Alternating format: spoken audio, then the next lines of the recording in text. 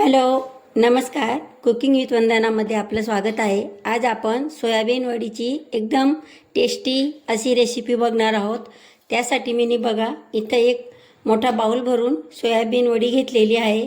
आता तिला आपण गरम पाणीमध्ये सॉफ्ट करून घेणार आहोत. तर बघा मी इथं गॅसवरती एक पातेलं घेतले आहे आणि त्यामध्ये पाणी घेतलेलं आहे.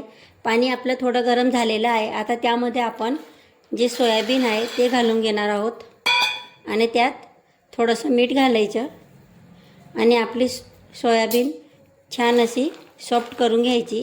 ही जास्त वेळ पाण्यात ठेवायची नाही, पण ती सॉफ्ट झाली तोपर्यंत राहू द्यायचं. किमान 5 मिनिटासाठी आपण तिला गरम पाणीमध्ये याप्रमाणे उकळून सॉफ्ट करून घेणार आहोत.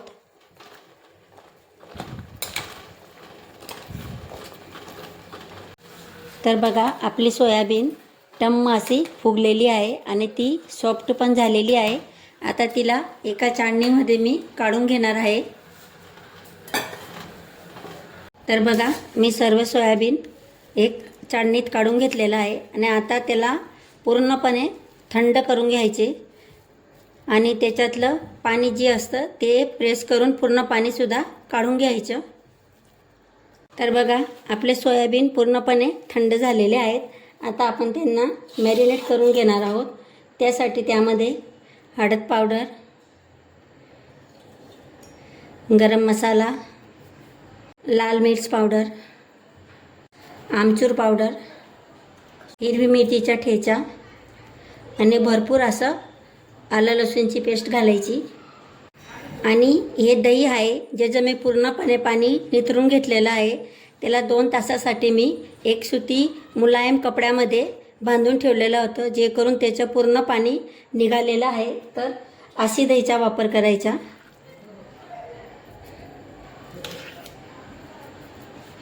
आणि चवीप्रमाणे मीठ, पण आपण आधीच सोयाबीन उकळत असताना त्यात मीठ घातलेलं आहे म्हणून मिठाचा अंदाज घ्यायचा आणि त्याला छान असं आपण एकजीव करून घ्यायचं आहे.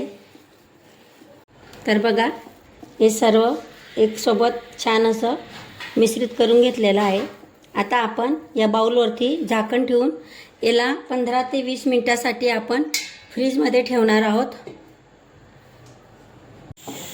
तर बघा फ्रीजमध्ये आता 15 मिनटं झालेले आहेत. ते छान असे मसाल्यामध्ये मॅरिनेट झालेले आहेत. आता आपण त्यांना कढईमध्ये तेल घालून फ्राय करून घेणार आहोत. आता कढईमध्ये असं पूर्ण कढईला तेल लागायला पाहिजे असं तेल घालायचं, जे करून आपली सोयाबीन कुठंही चिटकणार नाही.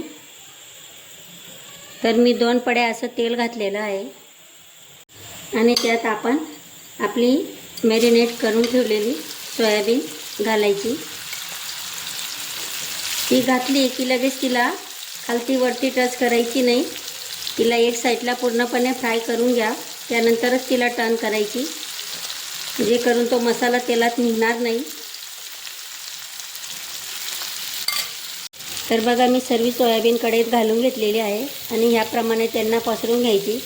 जर तुमच्याजवळ तवा असला नॉनस्टिक तर तुम्ही तवामध्ये पूर्ण सोयाबीन छान अशी पसरू शकता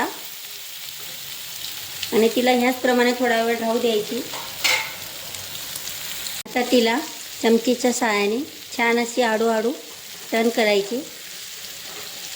असा मोठ्या चमच्याने किंवा उलटणीने तिला टर्न करायची नाही. हळूहळू तिला सर्व खालची बाजू वरती करून घ्यायची.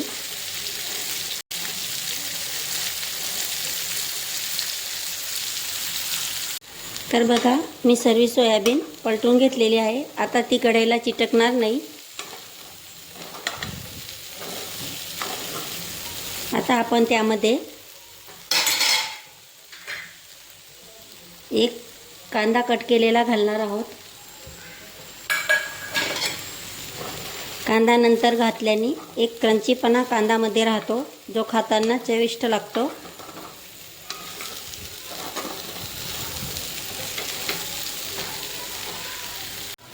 तर मग बघा तयार आहे आपली सोयाबीनची रेसिपी.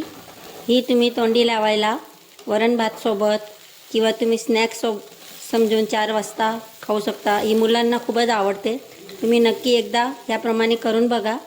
आणि जर तुम्हाला आवडली असेल रेसिपी तर चॅनलला सबस्क्राईब करायला, व्हिडिओला शेअर आणि लाईक करायला विसरू नका.